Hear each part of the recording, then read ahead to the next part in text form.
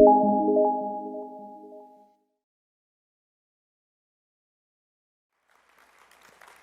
is my distinguished honor to present the 2023 Paul White Award to Pierre Thomas.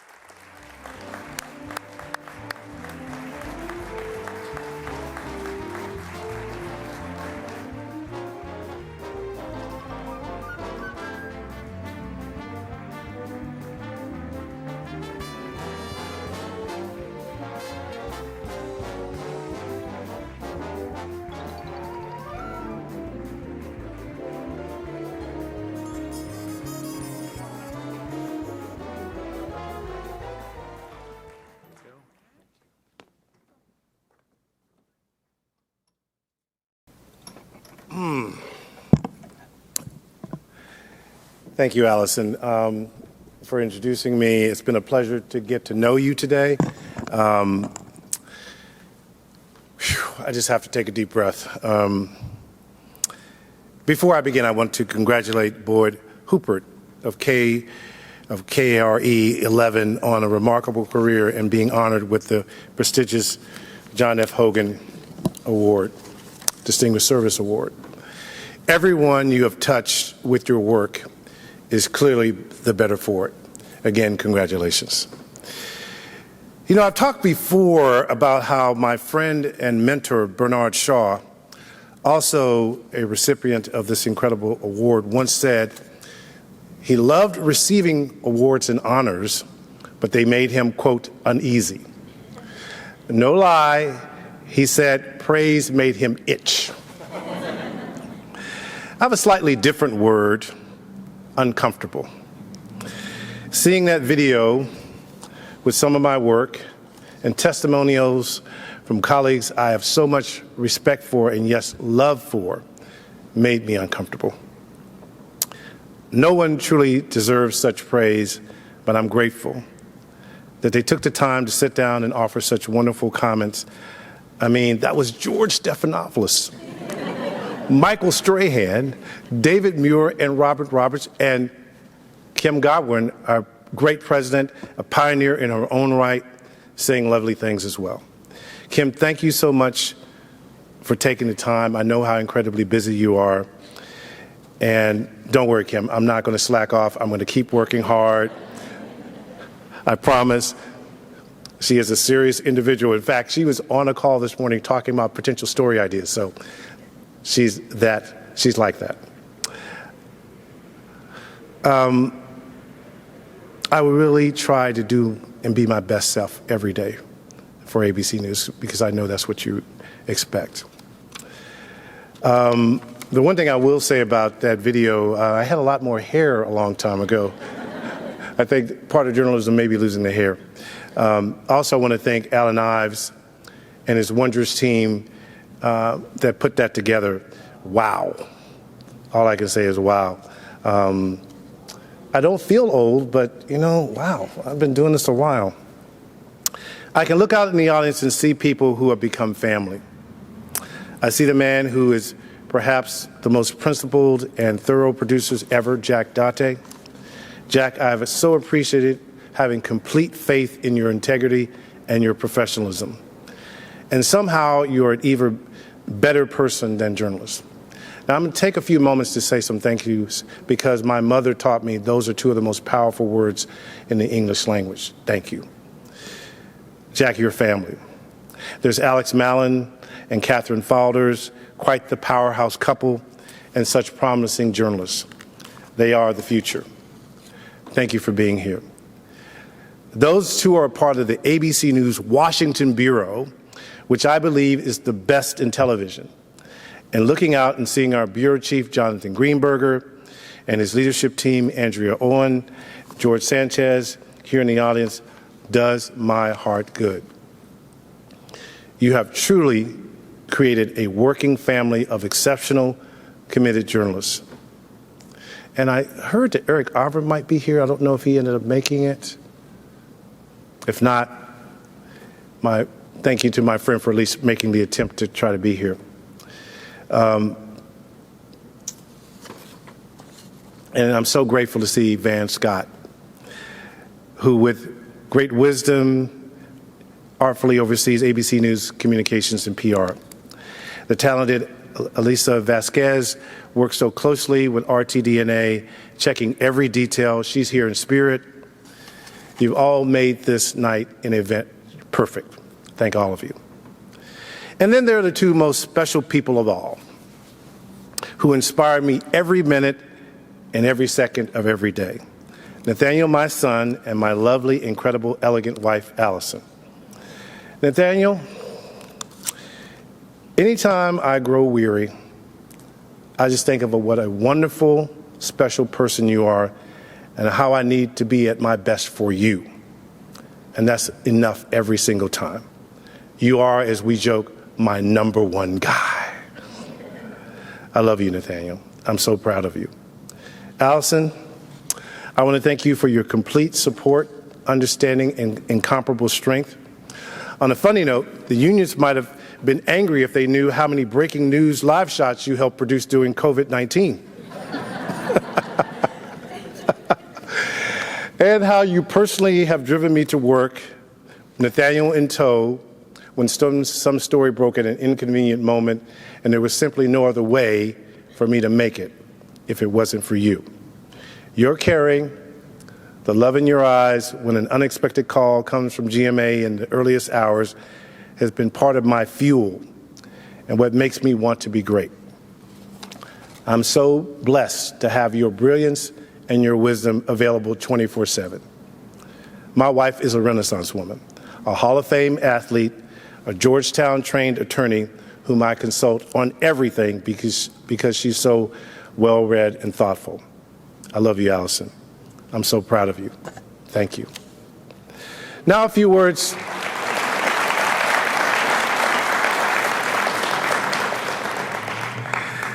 Now a few words about journalism and this truly wonderful moment and honor that has been bestowed upon me.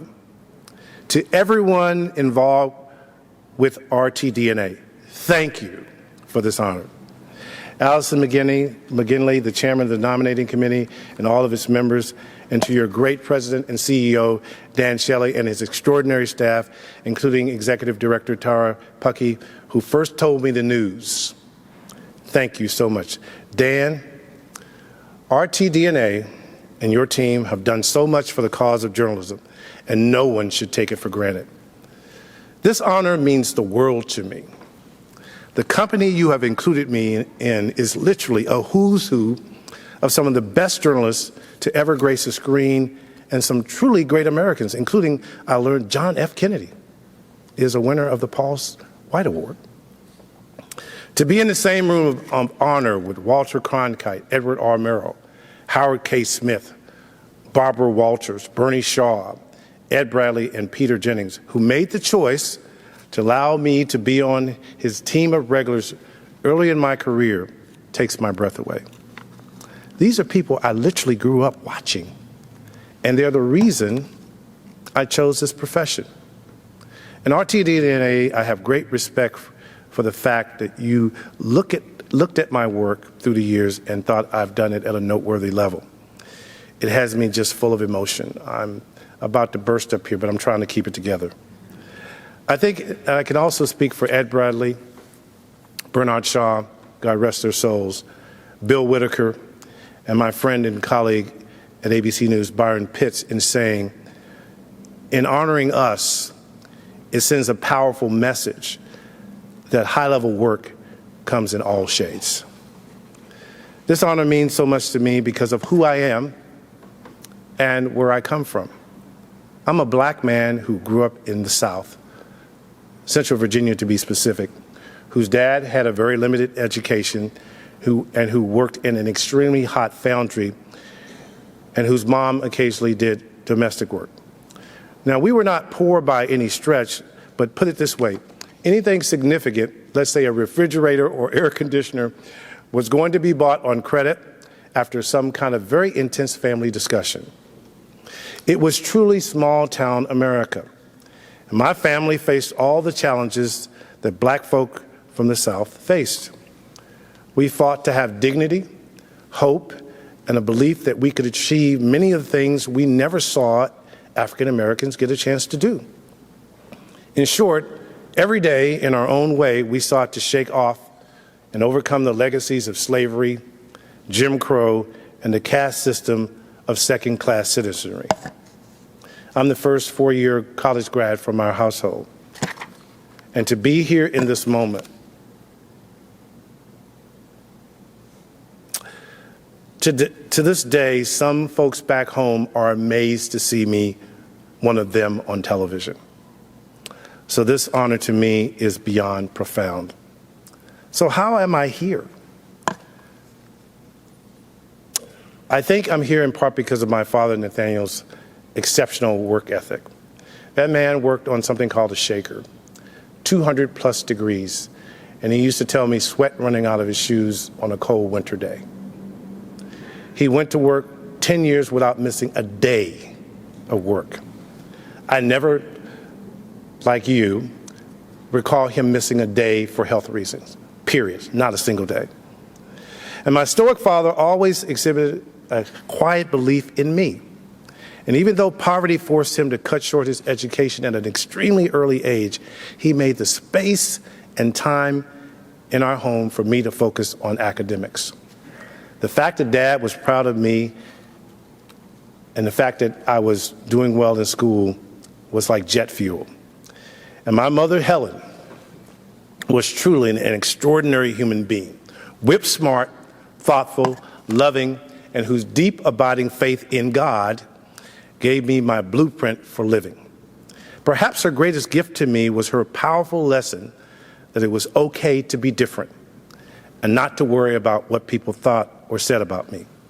For you see, before I became a bench warmer on my very successful high school basketball team, which provided a bit of cool factor for boosting my popularity, I was a bit of a nerd. The straight-A student who didn't miss a day of school between the 4th and 12th grade. A little black boy who almost always had the best grades in each and every class. There were a lot of days where I was searching for where I fit, but Mom made me feel like I could do amazing things, and she kept reminding me not to worry about the naysayers.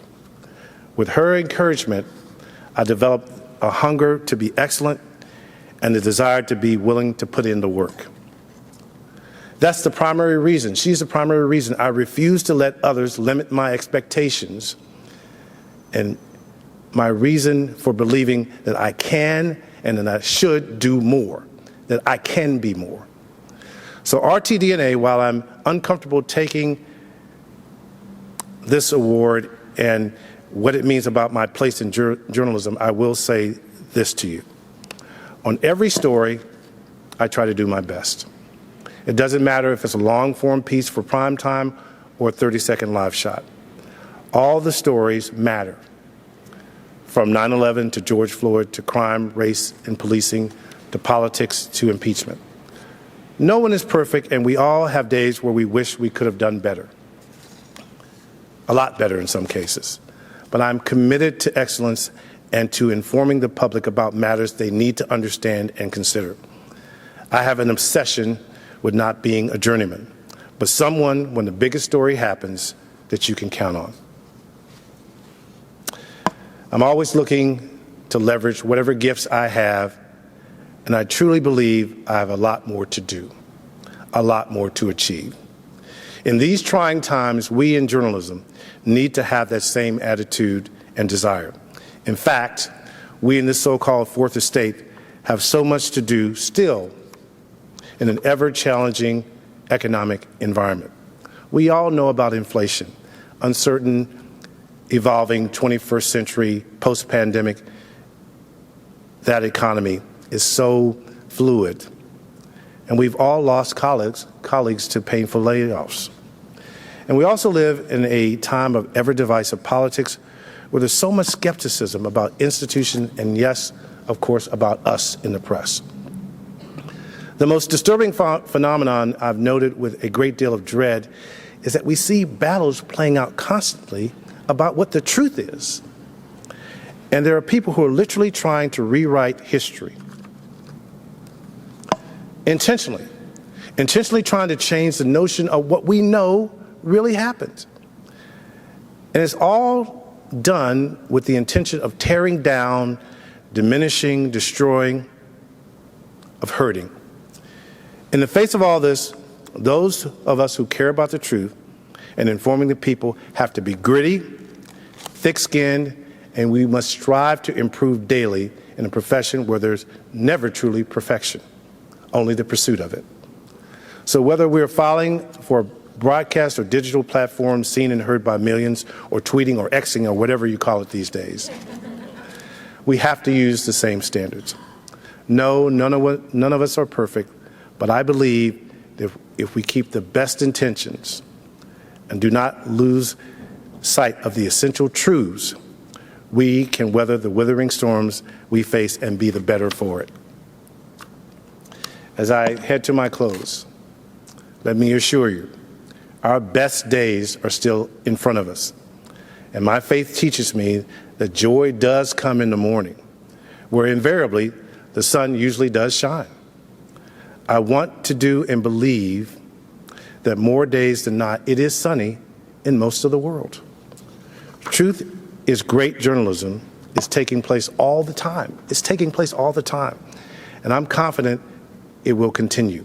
I see so many doing extraordinary work all the time that I admire. And to be sure, I need to thank every executive, every producer, every sound tech, every cameraman, every desk assistant I've ever worked with. And I need to also thank the exceptional on-air talent I collaborate with.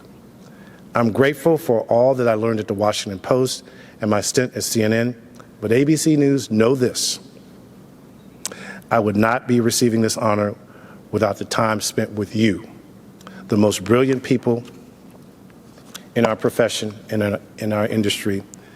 Thank you, ABC News, and thank you, RTDNA. I am forever grateful, and I will do my very best to try to be worthy of this tremendous honor you have blessed me with. Thank you so much.